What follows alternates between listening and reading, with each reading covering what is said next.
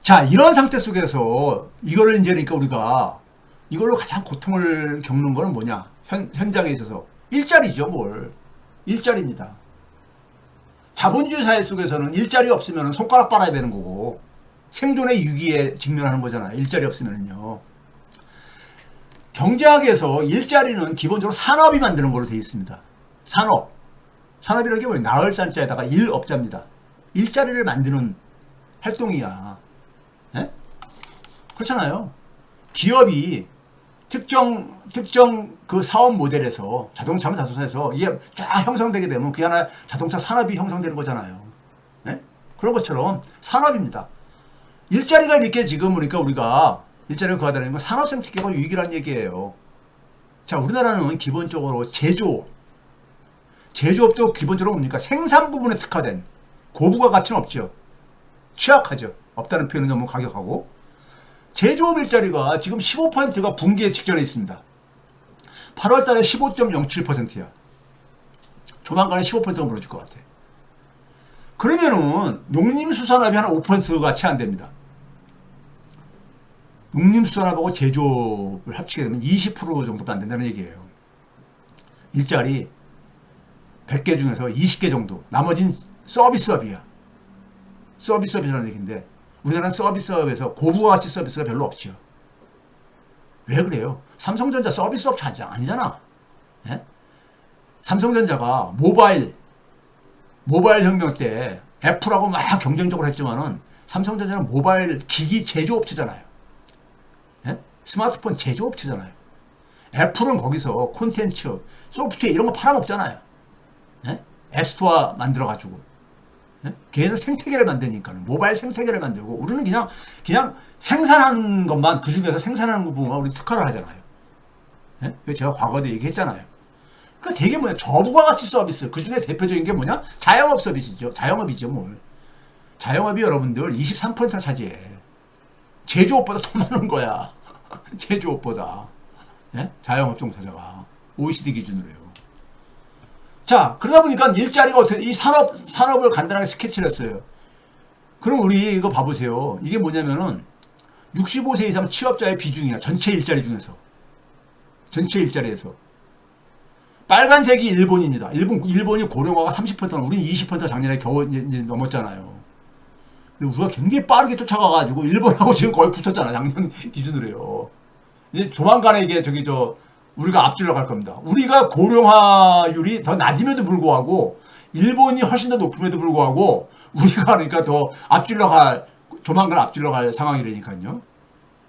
우리나라 특히요 2016년경부터 이게 빨라지기 시작합니다. 그 이후에 그래 이 파란색의 기울기를 봐보세요. 기울기 2016년이 무슨 저겁니까? 무슨 저거였었어요 여러분들이요? 예? 2016년뿐만 아니라 더 보기 위해서는 이게 OECD 평균이 이제 그린 색깔이고 미국하고 비슷하기 때문에 수치가 거의 비슷하기 때문에 그냥 뺐습니다. 반면에 이제 청년 일자리는 우리가 2016년에 빠르게 감소하고 있어 비중이 가장 하늘색이 그러니까 우리나라가 제일 비중 적고 제일 빠르게 하락하고 있잖아요. 자, 그 다음에 산업을 보는 우리가 일자리 문제는 뒤에 좀 자세히 볼 겁니다. 그렇기 때문에 제가 여기서 이제 넘어가는 거예요. 시간 좀 중복 안 되게 여기서요. 이거 제가 여러 번 보여드렸죠. 1995년에 WTO 체제가 출범합니다. 그때부터 소위 말해서 제도적으로 세계화가 전개된 거예요. 세계화. WTO 체제 얘 만들었어요. 과거 가트 체제보다 더 시장 개방하자 이거잖아요. 더 무역 장벽 없애자는 거 아니에요. 예? 미국이 주도를 해가지고 그렇게 만들었던 거 아니에요. 예? 그러니까 WTO 체제라는 것은 소위 말해서 세계화의 전성기를 여는 거예요. 자유무역의 전성기를 여는 거라고요. 그 자유무역의 전성기가 2008년 금융위기를 인해 가지고 커다란 도전을 받습니다. 도전을 받아. 예? 그래서 이 금융위기 이후에 그러니까는 소위 말해서 재편이 이루어지죠. 재편이 이루어져. 그래서 2011년 전과 후로 완전히 이렇게 다른 모습을 보입니다. 세계화 시절에 우리나라는 굉장히 혜택을 본 나라야. 혜택을 본 나라입니다. 우리가 경제 생태계가 망가지는 와중에 그나마 이걸로 버틴 거야. 봐보세요. 경제 성장률이 우리나라가 세계 평균보다도 높았었어요. 조금 높았어. 근데 그 높은 데 속에서 특히 뭐냐면 수출액이, 수출 증가율이 그 밑에 보게 되면요. 우리나라 10.5%, 세계는 그러니까 8.8%로 세계 평균을 앞질러 갔어. 그러니까 우리가 세계화 시대에 상대적으로 우리나라가 상대적으로 득을 본 나라예요. 어쨌든 간에 수치를 볼 때는. 근데 2011년 이후에 보게 되면요. 성장률이 우리는 2.8 연평균. 세계는 뭐냐면 3.2. 세계 평균보다도 뒤처져. 그렇죠? 왜 그러냐? 수출도 그러니까는 우리는 1.6. 세계는 2.1. 수출도 쳐져. 근데 2011년 이후에 우리가 여러분들 그 FTA 통상본부라는 홈페이지가 있습니다. 산업자본부 산하에 있는 FTA 통상본부라고. 예? FTA 통상본부 와서 여러분들 우리나라 FTA 체결하는 국가들 한번 쫙 봐보세요. 세계 다른 나라들도 쭉 있습니다. 우리나라가 2011년 이후에요. FTA를 공격적으로 추진해가지고 체결 국가가 전 세계에서 두 번째, 세 번째로 많은 나라예요. 우리나라가요. FTA라는 게 뭐예요? 자유무역을, 시장의 장벽을 없애자고 한 거잖아요. 서로가. 그러면 굉장히 우리가 뭡니까요? 수출에 있어서 우리나라 수출 환경이 좋아졌다는 얘기예요. 좋게 만드는 거야. 근데 왜 FTA를 공격적인 추진했는데도 불구하고 오히려 뭐냐면은 수출 증가율은 떨어졌냐 이거예요. 이거 뭐예요? 우리나라 산업 경쟁력이 그만큼 나빠졌다는 얘기죠. 산업 경쟁력이. 그렇죠? 그것뿐이 뭘 어떻게 해서 그래. 무역 환경은 더 좋아졌는데. 그래서 우리가 FTA를 경제 영토의 확장이다. 이런 식의 막 그러니까는 언론들이 써대고 그랬잖아요. 그래서 막 이제 찬양하고. 근데 결과를 보게 되면 이거 여러분들 이거 보여주면요. 많은 사람들이 어우 정말이에요? 이렇게 그게. 예? 저는 수치를 가지고 다 확인하고 얘기를 하는 사람이기 때문에 제 말 속에는요. 자, 이게 이제 우리나라 산업이라는 게 일자리를 만드는 건데 산업의 현실이라 이거예요. 그러면 우리가 일자리를 만드는 것이 굉장히 중요하죠. 특히 청년 일자리. 그게 대한민국의 미래와 관련돼 있는 거니까. 이거 만들지 못하면은 대한민국은 사멸할 수밖에 없어요. 경제 생태계가 지금 거의 붕괴돼 가고 있는데 이거 못 만들면은. 그래서 이재명 정부가 AI 대전환을 국정과제로 내세운. 예? AI 기반의 그러니까 산업 체계를 재편하겠다는 거예요. 쉽게 얘기해서요. 한마디로 얘기하면요. 예? 우리가 과거 한강에 기적할 때 뭡니까요? 제조업 기반으로 그러니까 우리가 예? 우리나라 산업 구조를 바꾸고 산업 체계를 이게 재편하겠다고 이렇게 했듯이요. 그런 의미를 지금 던지는 거예요. 그걸 좀 오늘 평가해 보자는 얘기야. 그러면 우리가 AI 기반으로 그러니까 새로운 산업의 경쟁력을 만든다고 새로운 산업을 만든다는 얘기는 청년 일자리가 가장 핵심적인 지표야. 뭐 청년만 일자리 중요해요? 그 얘기는 아니죠. 근데 우리나라 청년 일자리가 청년이 여러분들 직장에서 여러분 우리 사회는 굉장히 하여간 그 능력들이 없다 보니까는 청년 이 고령층들이 정년을 연장하게 되면 청년 일자리가 줄어든다 이런 식으로 접근하는데 아니 저게 50대 이상의 맡은 업무하고요. 예? 업무하고 청년들이 그러니까 20대 빠릿빠릿한 청년들이 지금 아이디어도 프레시한 아이디어가 많은 이런 사람들하고 역할이 같습니까? 이게 역할이 같다면은 그 기업은 역동성이 죽어버린 기업입니다. 아니 50대 이상하고 20대하고 20, 30대하고 똑같은 업무를 한다. 그 기업은 미래가 없는 기업입니다. 청년은 우리가 소위 말해서 우리가 젊은 피라고 우리가 표현하듯이 역동성을 만들어줘야 되는 거예요. 기업은 계속 성장을 해야 되는데 그 얘기는 뭐예요? 새로운 신사업을 만드는 역할을 해줘야 되는 거야. 기업이 성장하려면 기업은 계속해서 새로운 돈벌이를 만들어야 되는 거잖아요. 근데 지금 기업이 돈을 벌고 있는 것은 기존의 직원들이 만든 거잖아요. 예? 지금 40대, 50대들이. 근데 그들하고 똑같은 이게 서로가 충돌하는 기업 조직도 있죠. 충돌한다면 그 기업 조직은 미래가 없는 겁니다. 미래가 없는 거예요. 예? 자, 대한민국의 지금 미래를 담겨있는 청년 일자리를 대표적으로 보여주는 것 중에 우리가 대표적으로 시어쓴 청년이라는 게 8월달 고용지표 얘기하면서 시어쓴 청년이 40만 명대가 5년 동안 계속 고착화되고 있다. 40만 명 되면 많은 거죠. 8월달에 한 5만 명 정도 됐어요. 45만 명이면 적은 인원수 아닙니다. 예? 고착화가 되고 있고, 그 다음에 경력직 선호 현상, 뭐 이런 걸로 이제 고착화를 얘기하고 있단 말이에요. 그리고 이제 중고신입이라고 그러죠. 중고신입이라면 그러니까 이제 이 경력이 있는, 그러면서 뭐냐면은 신입 직원 같은, 그건 왜 그런지 아세요? 예? 처음에 채용을 하면은, 신입사원을 뽑게 되면은 기업들은 이런 애로사항이 있어요. 뭐냐면은 처음 채용하자마자 기업은 뭐냐면 채용을 해가지고 그 직원, 그 자기 사원한테 투입되는 비용들, 월급을 포함해서 4대 보험 이런 투입되는 비용 대비해서 기여 그 직원이 만들어주는 그러니까 이 수입이 아주 적어요. 왜? 아직 업무에 익숙해지지 않았으니까. 그렇죠? 그게 좀 이제 그러니까는 그 이제 적응해가면서 어느 직종에 따라 틀리지만은 기간이 한 6개월, 1년 지나면서부터 그러니까 그다음부터 돈을 더 벌어주지요. 자기가 받는 것보다. 예? 그렇죠? 그런데 이제 기업 입장 속에서 볼 때는 이거 뽑아봤더니만 중간에 그러니까 다른 데 또 이직을 하는 경우도 많고. 예?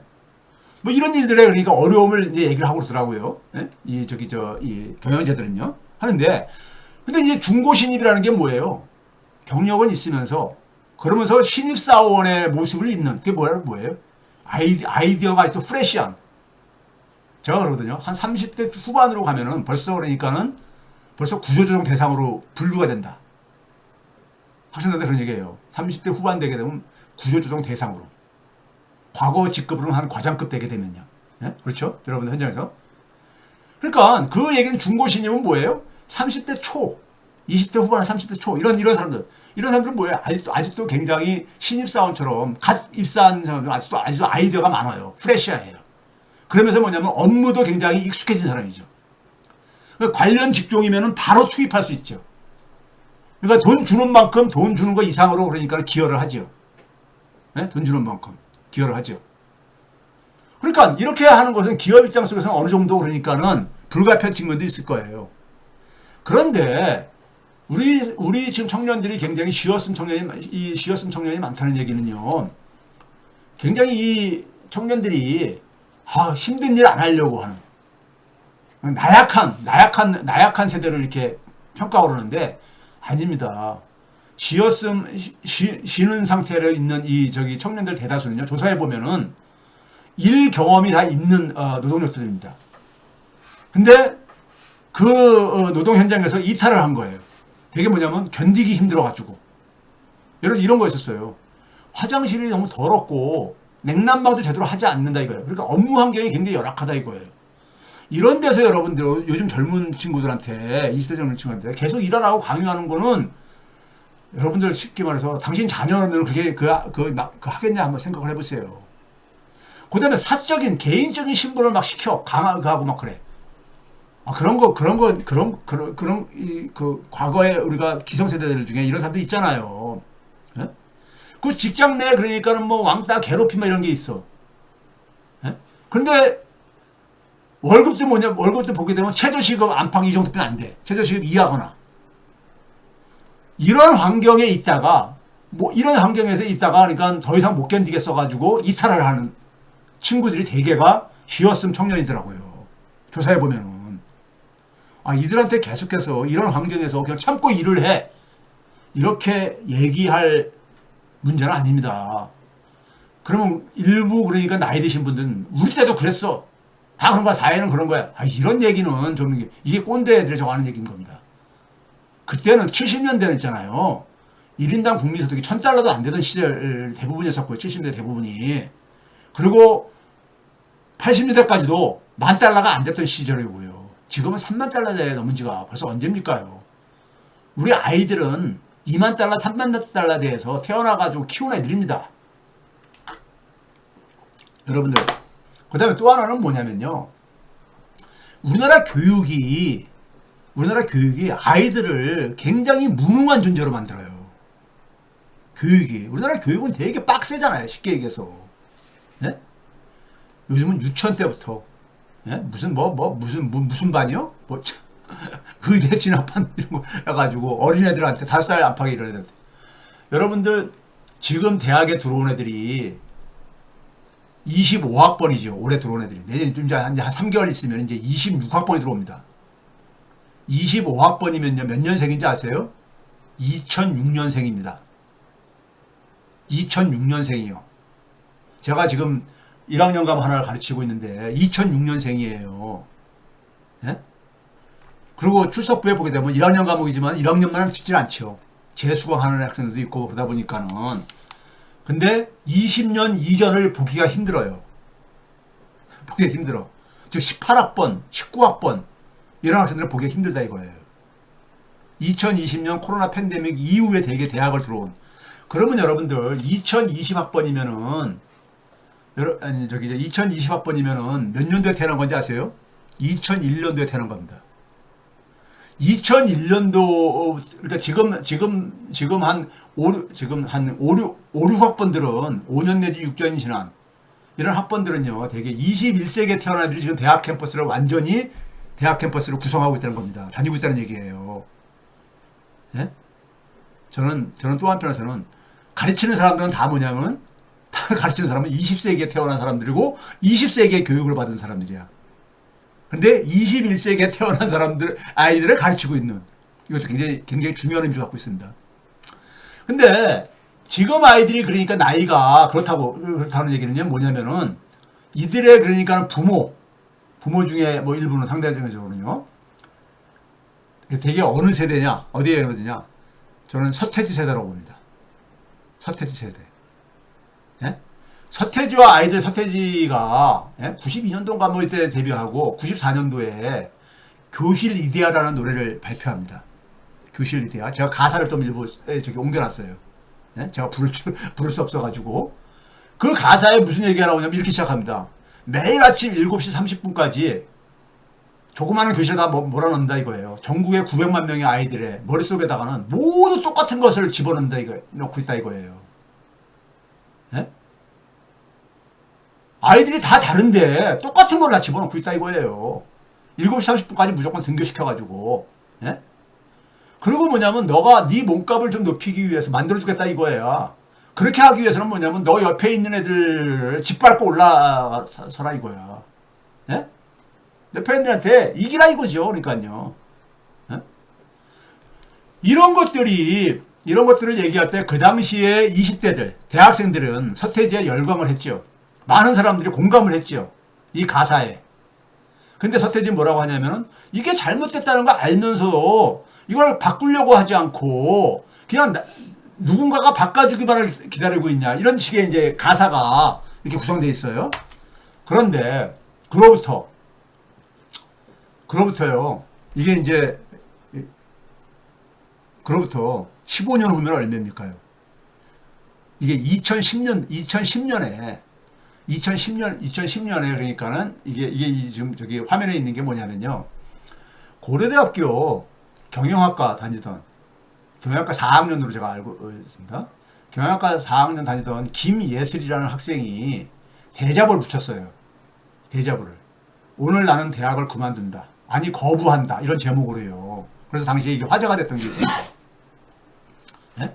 고려대학교 경영학 보면은 소위 말해서 인류대, 요즘 애들 기준으로는 인류대 저걸로 더군다나 그 소위 말해서 취업 잘 되는 학과에 이런 거잖아요.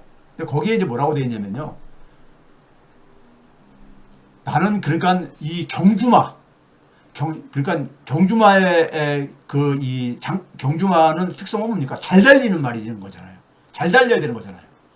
1등을 해야 되는 말이잖아요. 경주마의 목표는요. 그러니까 25년 동안, 당시에 25살이었나 보죠. 25년 동안 경주마처럼 그냥 이렇게 살아왔다 이거예요. 그 경주마는 기본적으로 경쟁을 통해서 이겨야 되는 거잖아요. 그러니까 무수한 다른 말들을 제치고, 그 친구들을 제치고, 그 넘어뜨린 걸 기뻐하면서 내가 1등 하는 거, 고려대학교 경영학부 입학할 정도면 아마 학교 다닐 때 반에서 1등 뭐 전교에서도 그러니까 이렇게 하던 성적일 거예요. 예? 그래가지고 명문대 입학이라는 첫 관문을 통과했다 이거야. 예? 그런데 이상하게, 예? 별로 그러니까 이게 내가 심장이 살아있는 것 같지가 않다 이거야. 그래가지고 의무교육이라는 이름으로 12년간 규격화된 공장에서 찍어낸 상품 같잖아요. 다 똑같은, 예? 똑같은 걸 다 머릿속에다 집어 주입시키니까는, 예? 그 대학에 들어오게 되면요, 학생들이 다 똑같아. 진짜요. 사람은 다 틀리잖아요. 틀려야 되는 게 정상이고. 다 똑같아. 예? 생김새만 좀 틀릴 뿐이지. 생김새도 뭐 성형하고 그러게 되면 그것도 비슷해지죠. 이건 뭐 농담이고요. 그러니까 규격화된 인간 제품이라고 표현했어요. 만들어가지고. 그 다음에 뭐냐면 기업은 더 비싼 가격표를 가진 자만이, 예? 그렇게 하기 위해서 온갖 새로운 자격증을 요구한다 이거예요. 이게 스펙 경쟁 시킨다 이거죠.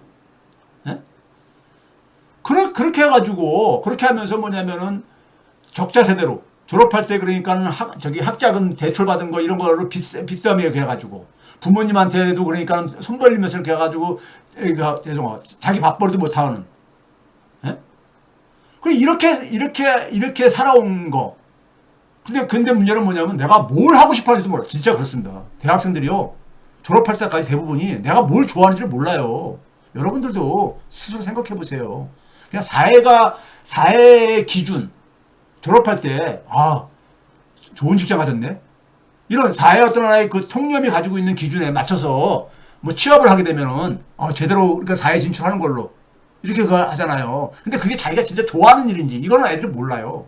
제가 이거는 30년 있게 교육하면서 파악한 사실입니다. 뭘 좋아하는지 하고 싶은지도 모르고, 예? 이러면서 그냥 살아왔는데, 예? 살아왔다고 하는 게 2010년에 이런 얘기를 했어요. 그래, 불안하다 이거예요. 예? 젊음을 이렇게 보내야 되는 게 참 슬프다 이거예요. 누가 이렇게 한 겁니까? 기성세대의 책임이야. 기성세대의 책임. 기성세대는 이렇게 해가지고, 예? 취업도 하고 이런 시절이 있었었죠. 예?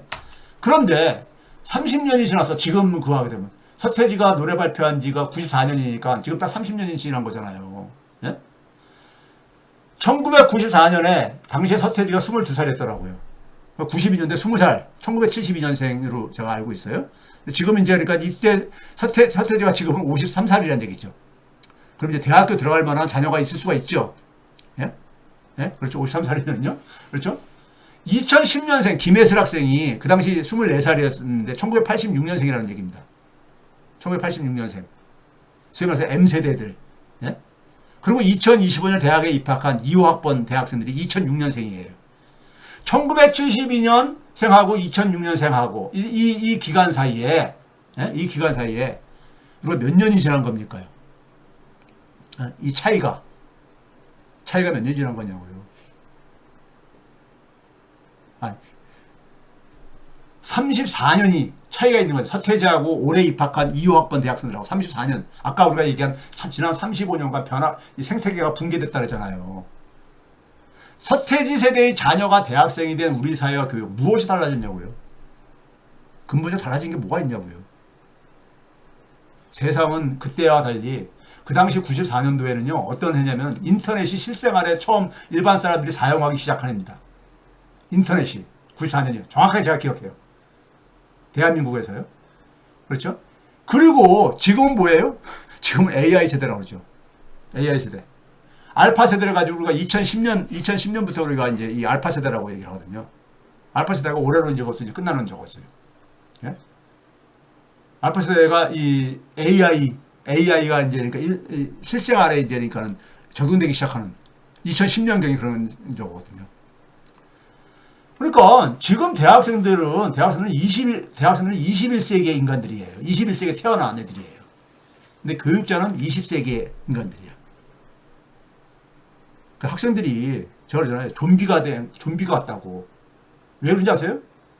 스펙도 도움이 안 돼, 취업하는데. 그러다 보니까 자기가 뭘 해야 될지 모르겠는 거야. 교수한테 찾아가도 대부분 교수들이 뭐 얘기해 줄 게 없어. 자기들은 20세기에 살았거든. 20세기에 살았거든요. 예? 자, 그러니까는 뭐가 문제인지를 많은 사람들이, 전 솔직히 이건 제가 고백하는 겁니다. 예? 뭐 너 혼자 잘났냐 이런 얘기가 아니라 제가 이렇게 관찰해 보면 그래요. 그러니까 학생들이 그냥 떨렁떨렁 수업 있으면은 수업 들어와서 출석 체크해야 되니까 학점 받으려면은 떨렁떨렁 하고, 그다음에 옛날은 학생들이 막 어울리고 그랬잖아요. 근데 요즘은 그런 것도 없어요. 예? 동아리도 안 하고 혼자서. 그러니까 2010년대부터요. 스펙이 별 도움이 안 되는 시절이 도래합니다. 스펙이. 예? 여러분들 혹시 자기가 학번이 어때요? 한번 생각해 보세요. 스펙이. 그 전에는요, 학생들이 언제부턴가 입학을 하면은 해외 유학 연수 갔다 오는 거는 의무적으로 4년 만에 졸업하는 애들이 거의 없었어요. 그러니까 부모한테 그만큼 그러니까 또 이제 부모 저 등골을 빼는 거죠. 예? 1년 동안 해외 연수 갔다 오려면 돈이 들어가니까는. 예? 그리고 뭐 남들이 그러니까 뭘 하고 있다면 자기도 불안하니까 또 이제 쫓아서 하고. 그래서 스펙을 만드느라고 막 그랬단 말이에요. 근데 기업이 언제부턴가 스펙 같은 거로 이제 채용 안 하겠다 이거야. 예?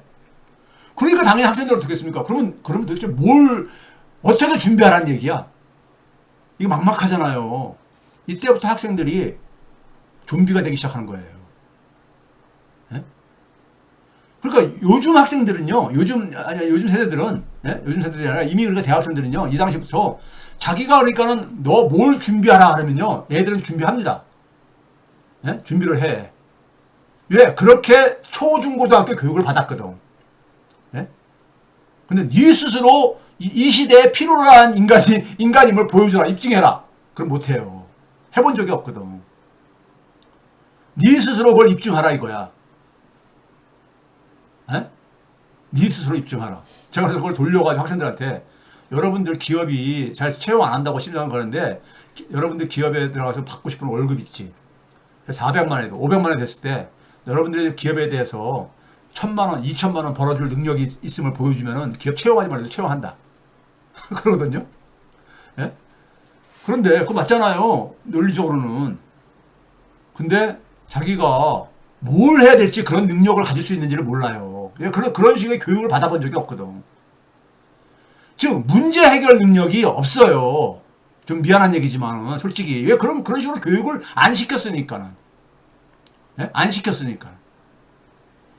그냥 정답 맞추는 거, 컴퓨터가 채점을 할 수 있는 정답 맞추는 거, 이거만 그랬잖아요. 이미 기존에 정해진 답을 맞추는 거, 이런 훈련만 시켰잖아. 예? 그러다가 또 시간 지나면서 2020년대부터는 일반적으로 된 거죠. 신입 채용을 기피하려는 거야, 또 기업이. MBC 기사로 나온 거. 왜 다 기사를. 공채가 사라지는 거야. 예? 당시에 보게 되면 5대 기업 중에서 삼성만 빼놓고 신입사원 안 뽑는다. 예? 이렇게. 예? 그러니까 취업자 3분의 1이 첫 일자리가 계약직일 뿐만 아니라, 그것조차 안 뽑는다 이거야. 예? 그러니까 이런 상황으로 쭉 그동안 진행되어 온 거예요. 우리 사회가. 그런 상황 속에서 교육이라는 것이 아이들이 그러니까는 내가 사회 진출하기 위해서 어떤 능력을 갖춰야 되는지, 뭘 준비를 해야 되는지, 이거에 대해서 누가 제대로 그러니까 교육도 안 시켰고, 누가 거기에 대해서 얘기도 못 해주고 있다 이거예요.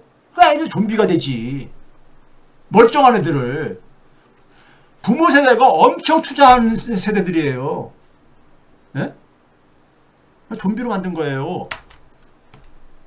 이거 뭐, 그런 걸 잘 알고 있는 거잖아. 신입직은 줄어들고, 경력직만 뽑고 있는. 예? 여기 속에서 이재명 정부가 발표한 첫 청년 일자리 대책을 봅시다. 9월 10일 날 일자리 첫걸음 보장제 이런 대책이 나왔어요. 제목이에요. 첫걸음. 첫 직장을 얻는 게 굉장히 힘들다 보니까는 첫 직장을 보장해 주겠다 이거야, 정부가. 일자리 보증제. 소위 국가 일자리 보증제가 냄새가 날 정도로. 근데 언론에서 뭐라고 평가했냐면요. 한겨레에서는 새로울 것 없는 백화점식 대책의 나열. 이런 식의 제목으로 평가를 사설을 통해 가지고 날려버렸더라고요. 새로울 거 없다 이거예요. 기존에 그러니까 역대 정부에서 했었던 정책을 조금 표현을 바꿔가지고 한 거다 이거죠. 한번 논설이 글 읽어보세요. 뭐 사실 부정하긴 힘들어. 예? 이게 무슨 이재명 정부 까기 위해서 간 게 아니라, 예? 사실 뭐냐면 경제 관료들이요. 이게 뭐 어디서 났냐? 기재부에서 발표한 거죠. 경제 관료들이요. 대개가 보게 되면 산업정책도 그렇고 일자리 대책도 그렇고요. 기존의 정부에서 발표한 거를 좀 재포장해가지고 다시 발표합니다. 대부분이. 왜? 왜 그렇겠습니까? 기본적으로 새로운 대책을 못 만들어내는 거예요. 효과가 있는 대책을 못 만들어내는 거예요. 그만큼 뭐냐면 좀 미안한 얘기지만은 실력이 없는 겁니다. 아니면 근본적인 문제를 건드리기 싫은 거구나. 예? 청년 일자리 문제는 우리가 흔히 얘기해서 괜찮은 일자리가 부족하다는 거잖아요. 아까 얘기했듯이 시어슨 청년들이 되게 요구하는 일자리의 하한선이 얼마인지 아세요? 연봉 2,800만 원 정도, 23만 원 정도. 월급이 어느 정도 되는 겁니까? 2,800만 원이면요. 250만 원 채 안 되는 거예요. 250은 3천만 원이 되는 거니까요. 통근 시간 63분 이내 평균을 내보니까요. 1시간 정도 이내에 좀 다닐 수 있게. 왜냐면 너무 피곤하다 이거죠. 추가 근무는 야근을 포함해서 주 한 3.1회 정도까지는 이내 정도까지는 이해할 수 있다 이거예요. 그 다음에 정규직 기회가 있다면은 계약직 입사도 가능하다. 계속 계약직으로 돌리면은 이거는 좀 너무 희망이 없으니까는. 그 다음에 반복되는 업무보다는 자기의 성장과 경력에 도움이 되는 업무를 좀 했으면 좋겠다. 예? 그러니까 누구나 할 수 있는 업무 이런 걸로 시간을 낭비하고 싶지 않다 이거죠. 저임금을 받으면서 이거 굉장히 상식적인 일자리 아니냐고요. 이게 굉장히 무슨 높은 수준의 일자리 요구하는 겁니까? 아니잖아. 이런 정도를 우리가 못 만들어내는 거예요. 예? 이런 현실을 알고 좀 대책을 내놔야 되는 거예요. 그냥 막 대책이라고 하면 내질러지는 걸로 끝나지 말고요. 그럼 산업 정책이라는 게 뭐냐? 일자리를 만드는 정책이에요. 기술 정책은 뭐냐? 그 새로운 기술이 일자리로 연결될 수 있게 해주는 정책이어야 되는 거예요.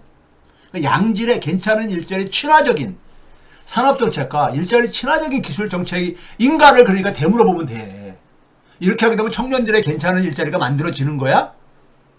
이재명 정부의 그러니까는 AI 강국 3대 강국이 되면은 양질의 일자리는 많이 만들어지는 거야?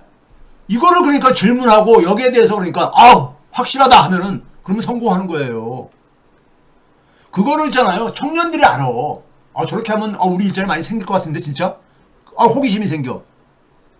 근데 이거에 대해서 자신 있게 대답하지 못하면요. 그건 실패하는 겁니다. 실패하는 거야. 역대 정부 치고 어느 정부가 그러니까 청년 일자리 안 만들겠다고 했습니까? 어느 정부가 새로운 신성장 동력 산업 안 만들겠다고 했습니까? 그런 소리는 누구나가 하는 겁니다. 누구나 하는 거잖아요. 그렇죠? 그럼 청년 일자리 현실을 보자 이거예요. 시어슨 청년의 대다수는 우리 사회 시스템의 시장량입니다. 아까 얘기했듯이. 그러니까 우리가 학업이나 취업 준비 혹은 육아, 가사 등 이런 이유가 없어. 지금 뭐 학업 때문에 내가 쉰다. 그럼 이건 이유가 있는 거죠. 나 취업 준비하고 있다. 이것도 이유가 있는 거죠. 아니면 육아하느라고 가사 돌려가느라고 이거 이유가 있는 거잖아. 근데 이런 이유도 없어. 아무 이유도 없어. 그냥 쉬는 거야. 네? 그냥 쉬는 거야.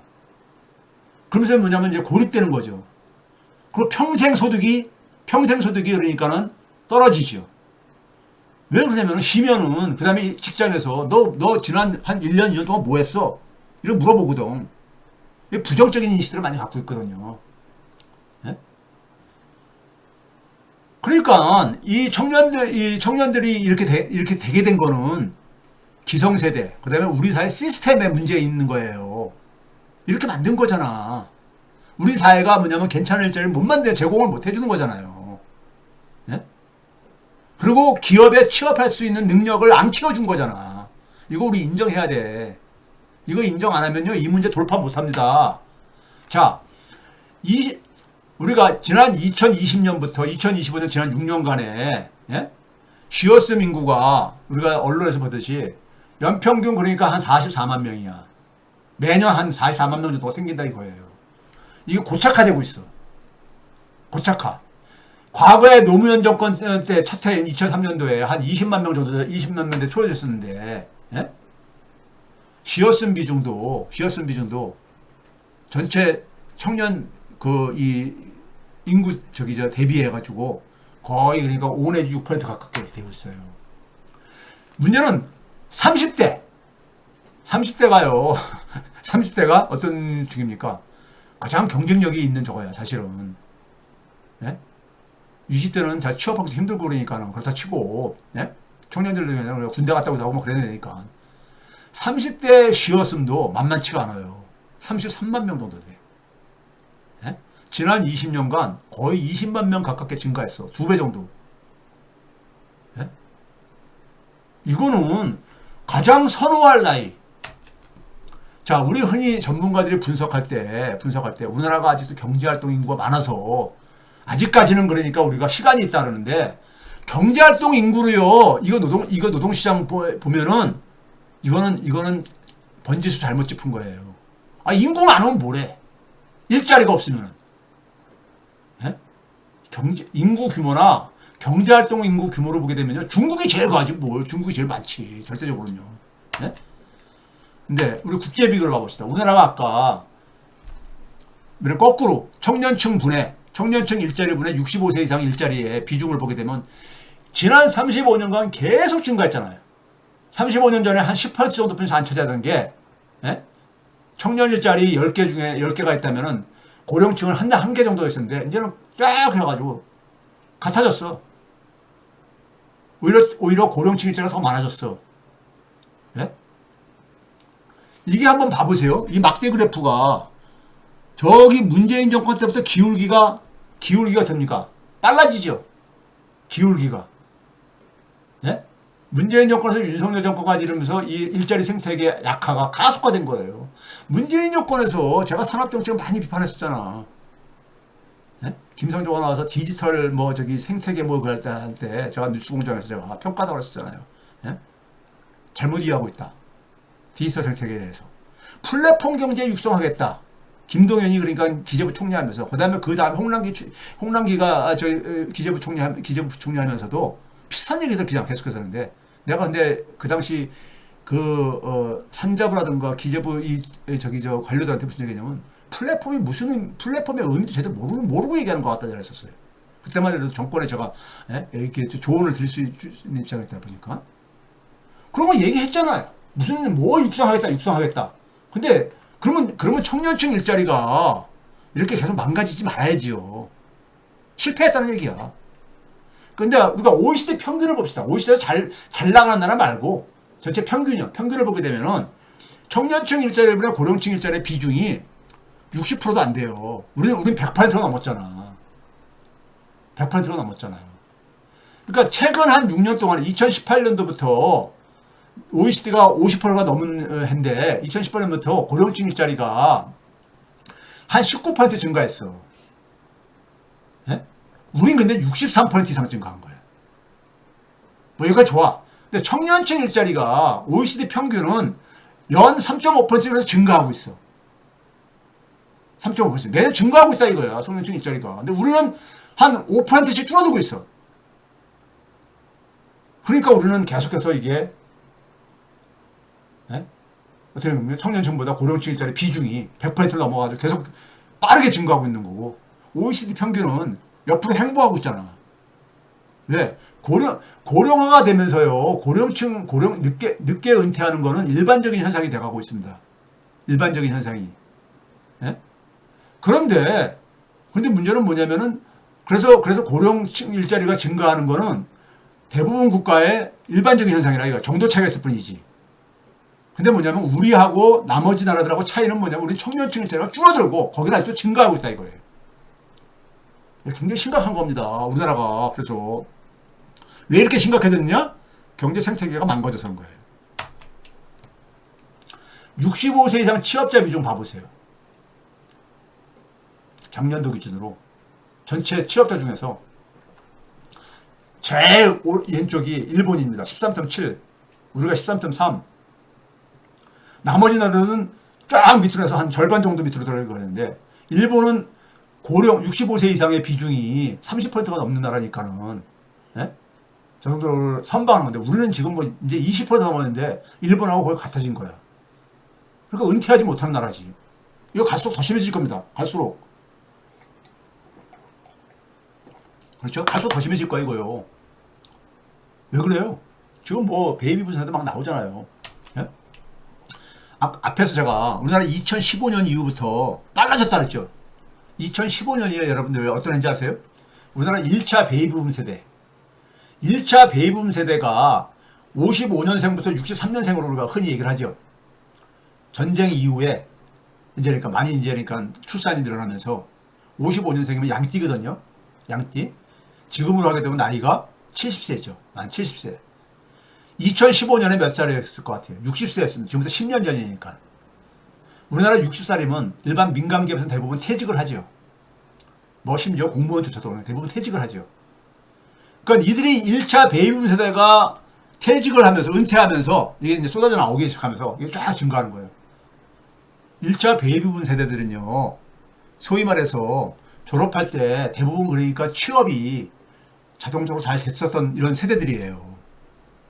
네? 요즘 졸업하면 괜찮은 일자리가 많았었을 때. 제가 학생 다닐 때 그런 데니까요.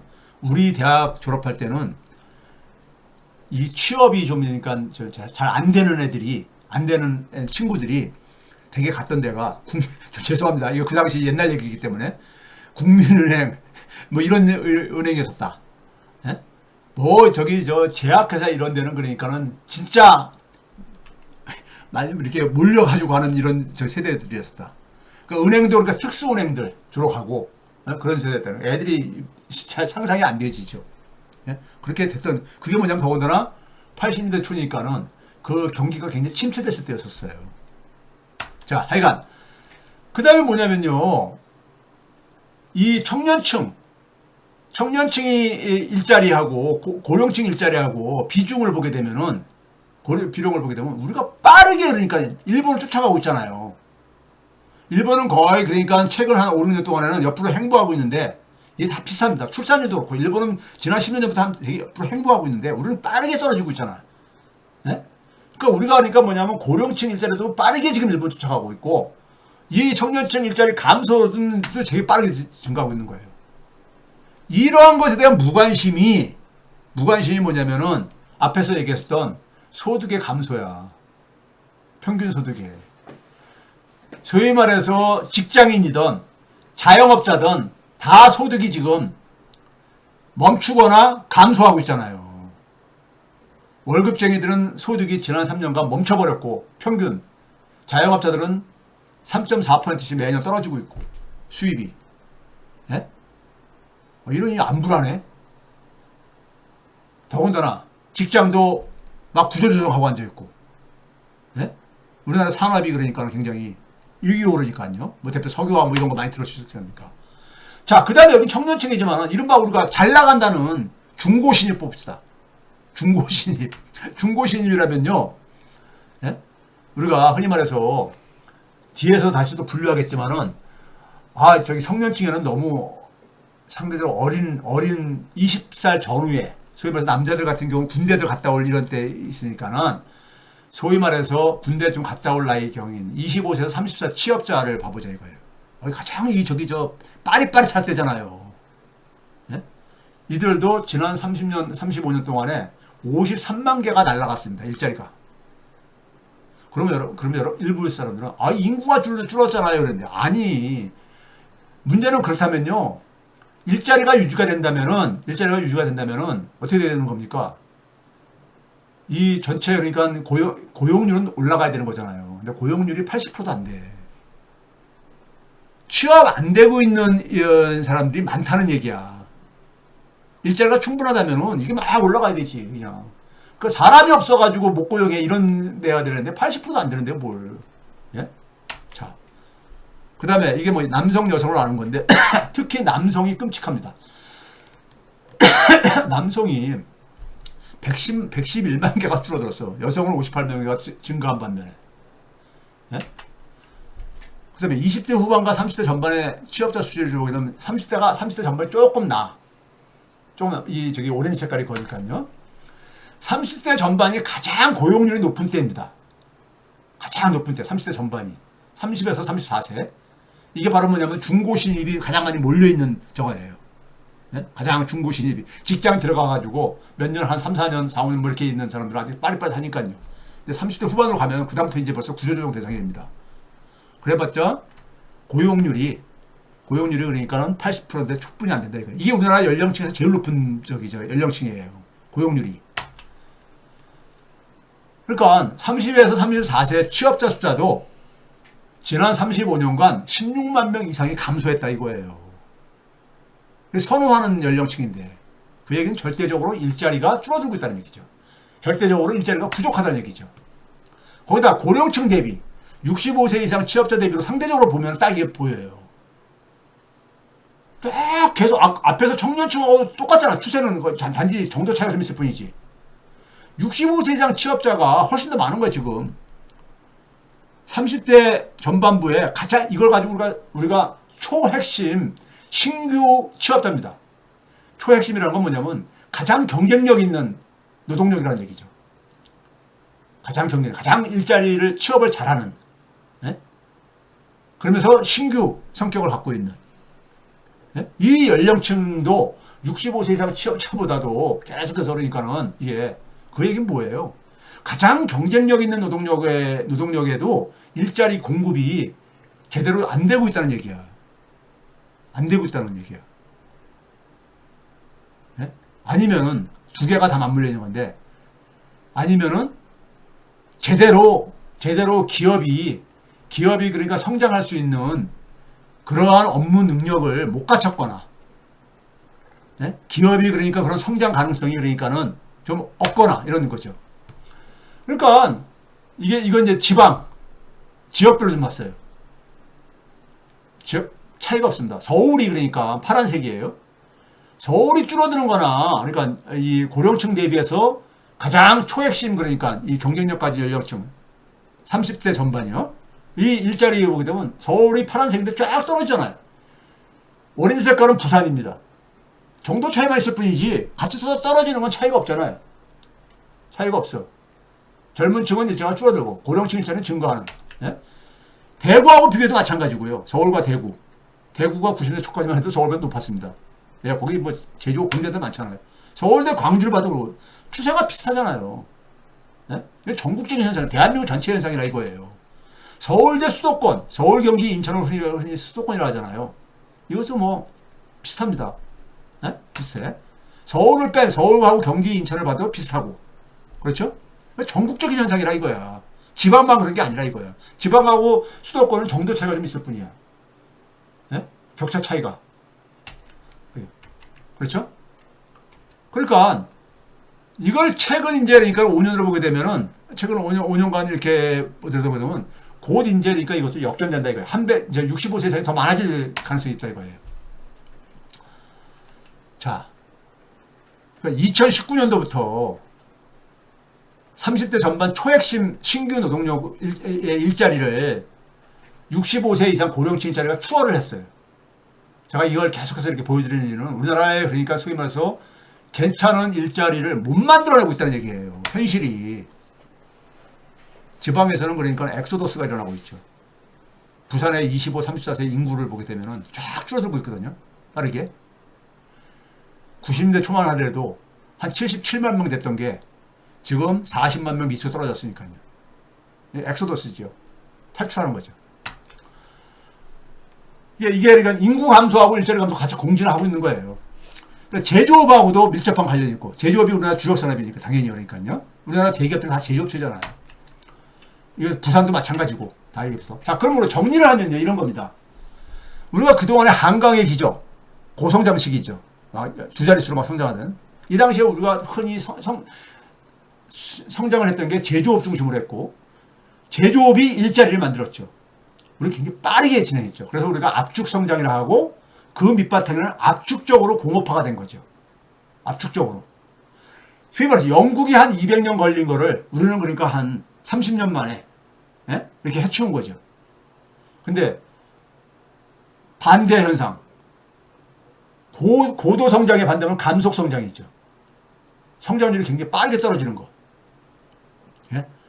정권이 바뀔 때마다 1%씩 포인트씩 떨어진다 뭐 이런 얘기를 하듯이요. 압축적으로 이것도 일어나요. 그건 왜 그러냐? 소위 말해서 제조업의 종사 인구도 압축적으로 진행되거든. 우리나라가 일본보다도 굉장히 빠르다는 얘기 제가 보여드렸잖아요. 수치로요. 여기 왜 그러냐? 우리나라는 제조업이라 하더라도 제조업에도 여러 가지가 있잖아요. 상품을 설계하고 디자인하는 소위 말해서 고부가 가치. 고부가 가치의 서비스 부분이 소위 사업 서비스라고 하죠. 이게 우리는 처음에는 포기하고 시작했잖아요. 생산 부분을 중심으로.